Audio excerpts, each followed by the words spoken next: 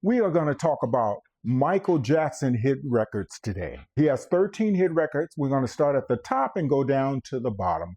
All these songs are ranked #1 best hits, so it doesn't really matter where we start, but they have it listed in an order. All right, let's get into it. The first hit record at the top of the list is Billie Jean.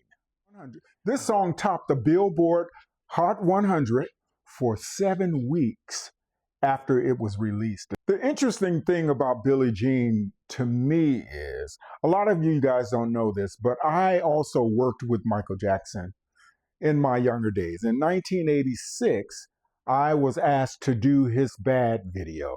I was actually asked to choreograph it, but when Michael researched me, he couldn't find any information, and because I didn't have a reel of my works. A reel is a sort of like a choreography, discography of your choreography, if that makes any sense. I did not have that because it was really not my focus, but I did it well. I was a pretty good choreographer. So I was approached by Jeffrey Daniels and asked to do the choreography. Jeffrey was pretty much the scout for Michael at the time. When he researched me, there was no information on me, so they went with a friend of mine named Greg Burge. He ended up doing the choreography, and because I was no longer the choreographer, they asked me to be in it. So that's how I worked for Michael Jackson. Rock With You. This song topped the Billboard 100 also for 4 weeks. And for me at the time, I was the same age as Michael.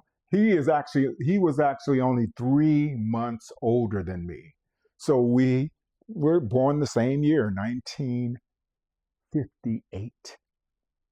He would be 67 right now. So when Rock With Me came out, I was dancing on Soul Train at the time. All of us was rocking to the song.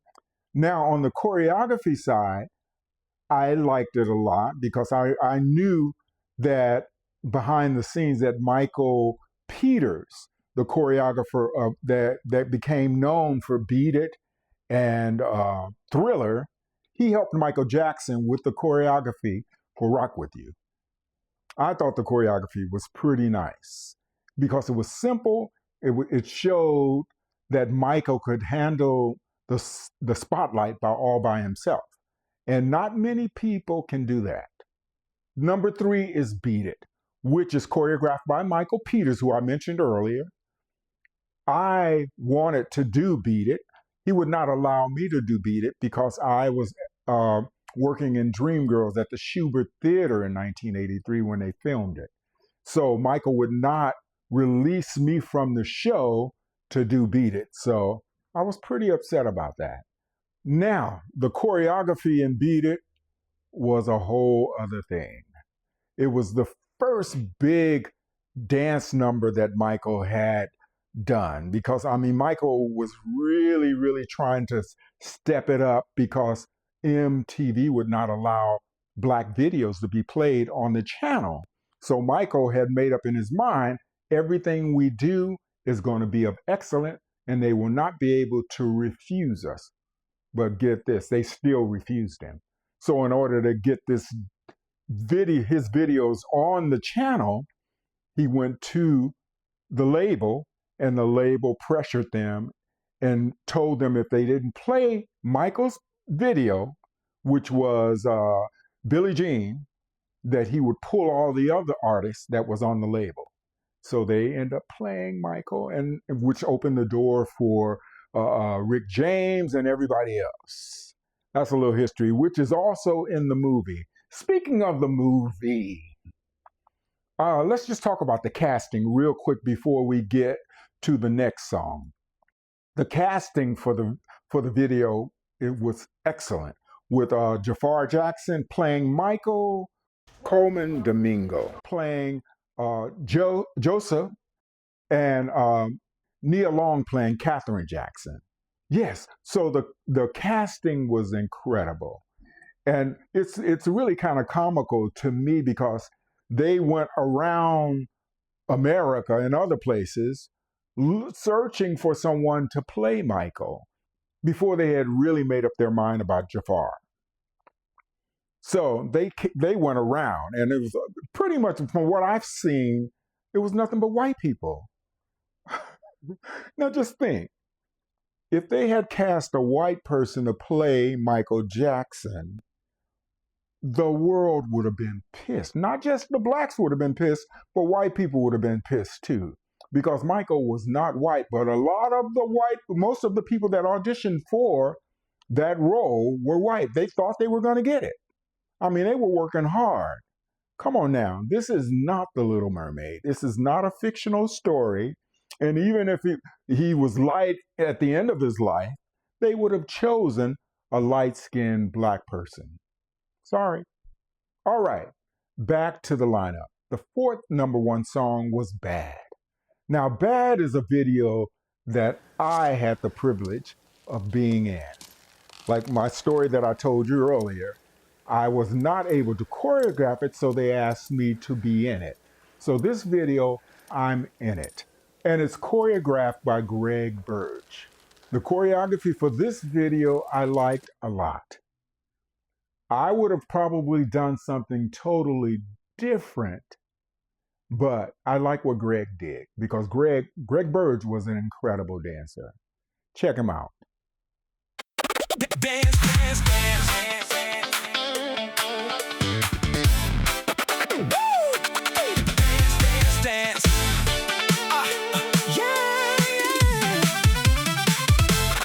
Dance, dance, dance. Dance, dance, dance, dance. Woo! Dance, dance, freak.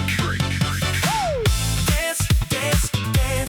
One of the best, and I miss him a lot. Okay, number 5. This song is called Dirty Diana.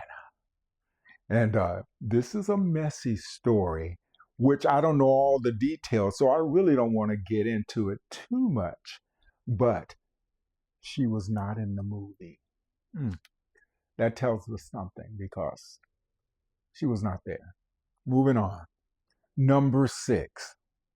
Don't Stop Till You Get Enough. Now, when this song came out, I was about 19 years old, I think. And this song blew my mind. And to find out later that Sheila E. was the one that played that little high in the song, she used bottle glasses. She turned them all upside down and filled them with water. And somehow she was able to tune these glasses to create that hi-hat sound. It's incredible. Take a listen. I don't know if I can play the song, but go and listen to it for yourself. Anyways, all right, go and listen to it for yourself because I don't think I can play the song without being flagged. All right? You just figure out what's going to work for the song. And I was kind of known for making stuff up anyway on the spot if you can't find it in your box of toys. But the sound, Quincy's like, there's this thing, blah, blah, blah. And I was like, okay. So I got water bottles and I filled them to tune it to the song. So if you hit and it's different because depending on the size of the bottle, if you put a lot of water, it usually gets higher. Some of them do the opposite. If you put a lot of water, it gets a lower note. So it depends on the size and the shape of the bottle. Are you writing this down, kids? All right. Number 7. I think Michael was around 15 years old when he did this song. It's called Ben. Now, Ben, this song fascinated me as a kid because like I told you earlier, I am the same age Michael was. And every note he could sing, I could sing also. Yes, I'm a singer too. I don't sing anymore because my voice is ugly sounding now. But the truth is, every note he could sing, I could sing also. And of course, around that time, if you could sing, and you were a boy, you also sang high like Michael. I sang very high as a little boy. I'm more of a dramatic tenor now, but as a kid, I was a soprano just like Michael. And this song fascinated me because it was about Michael's rat, Ben, which was a hit movie at the time.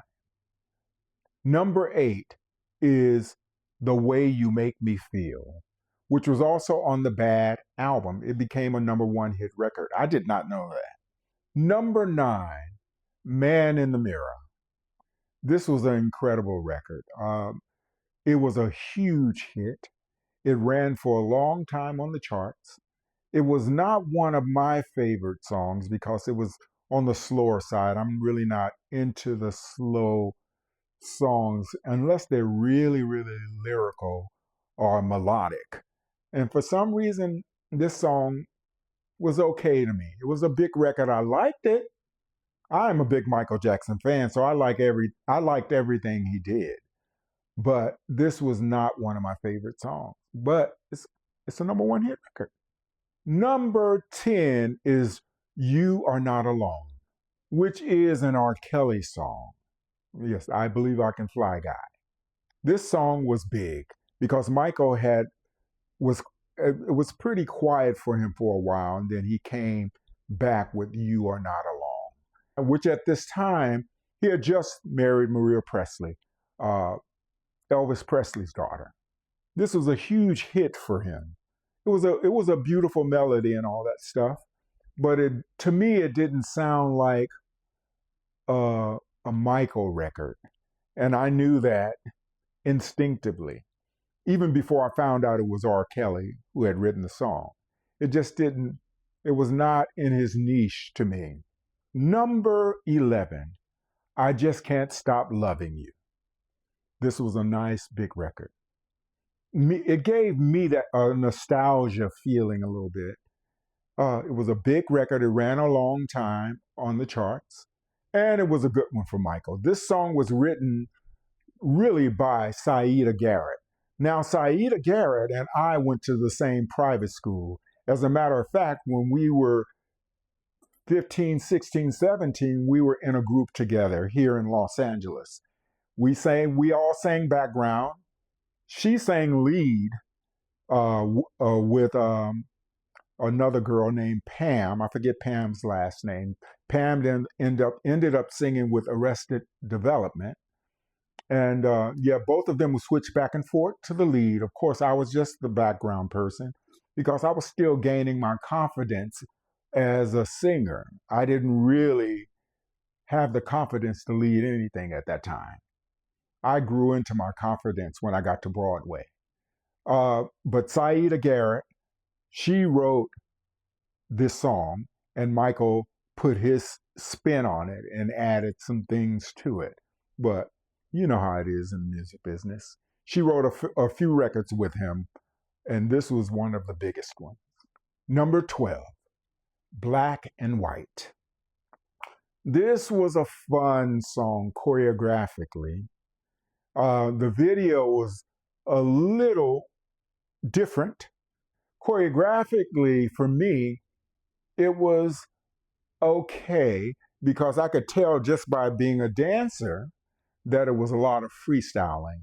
It was not choreographed. Like certain sections were choreographed when the Africans danced and the Indian did a little dance, but it was a lot of, it felt like to me that they used a lot of different choreographers or people came in with their choreography and they put it in the video. That's what it looked like to me. I don't know that to be true. This is just how I felt as a dancer choreographer. The last video is Say, Say, Say. This is with Paul McCartney and Michael Jackson. And this was a beautifully shot video, and it was fun. The staging and the playful choreography was incredible. I just thought everything was simple and done well. You know, the choreography, the coordinating of the staging, it all worked together, and the video did well. because of it. Those are the top 13 number one hit records of Michael Jackson. Hopefully you liked it. And I would just like to say all this stuff that I talked about in the video, research it and check it out for yourself. You shall know the truth, and the truth shall make you free. See you next time.